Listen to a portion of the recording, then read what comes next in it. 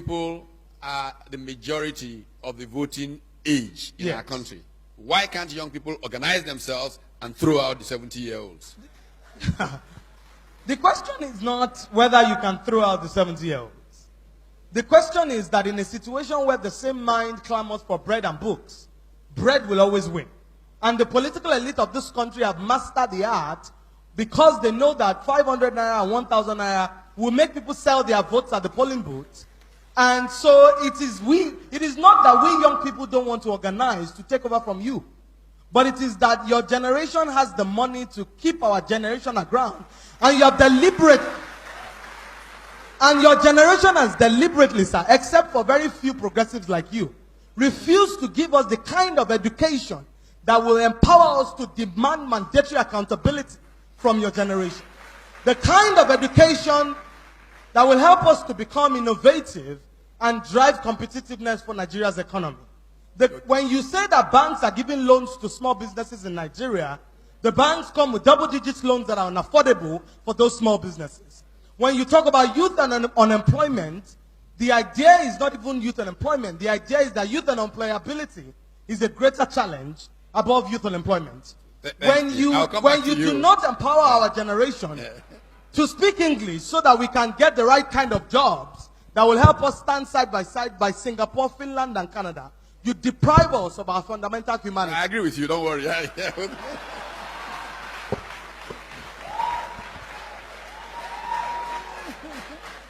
And I'm sorry, Professor Batitomi, I do not mean to be combative or to be activist. This is a platform for reasonable conversation. Absolutely. But I believe that young people like me get the opportunity to speak truth to power only once in a while.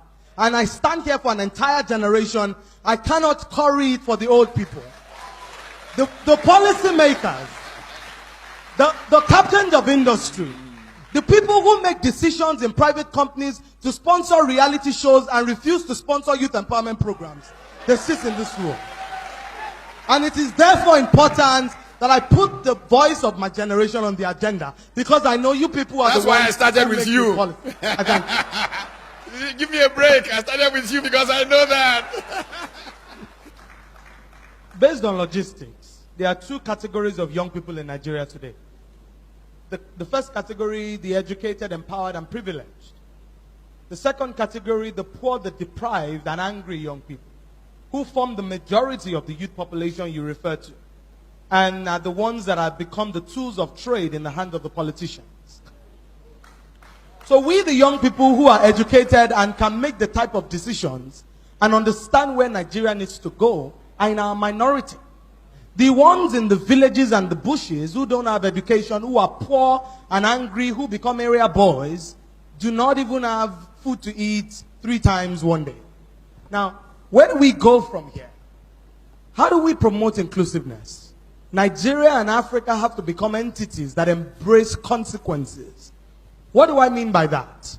Consequences, when we begin to punish bad behavior in Nigeria, when people steal our money and we put them in jail, Nigeria and Africa will become better countries. I'll tell you why, sir. In Singapore, under Lee Kuan Yew, a minister bargained with a contractor and took money and took bribe from him to give him a contract. When Lee Kuan Yew found out, the minister committed suicide and left a note behind that he would rather die than face the consequences Lee Kuan Yew will place them. In Nigeria, when people steal our money, we give them chieftaincy titles. When they steal our money, we give them doctorate degrees. Somebody said that the reason why rich people in Nigeria don't fund research is because there's no substance at the base of their wealth. So when we do not place consequences side by side our actions, we do not send a strong message to the people who have stolen. How do we promote inclusiveness? Number one, we need to be able to embrace the principles of equality, where the children of the rich and the children of the poor can go to public schools, because public servants elevate the quality of education in the public schools.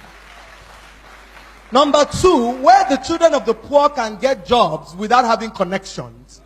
When they go to University of Lagos and go to University of Ibadan, and they are given the same kind of jobs that people like me who went to Harvard University Kennedy School can get, that is when we become an equal country. A country where the children of the rich go to school abroad and come back to lead the corporations is not a country. We're just simply cohabiting. Why do I say that? As things currently stand, one day, during the Occupy Nigeria protest in 2012, the area boys didn't protest to Oshodi. They didn't go to Agege. They didn't go to Yanokpaja. They went to VGC. They went to Ikoyi. They went to Lagos. They went to VIA. It means that they know the homes where the rich people, the children of the rich people stay. And the truth is that in a country like this, where we continue to segregate and keep the children of the poor aground, this country is going to go up in flames one day.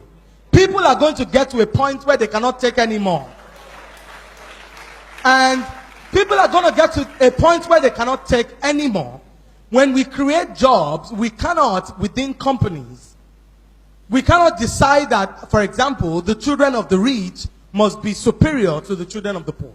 And as we continue to promote the ideas of diversity, of inclusion, of equality, we need to move forward and think about how to strengthen the economy of Nigeria by diversifying.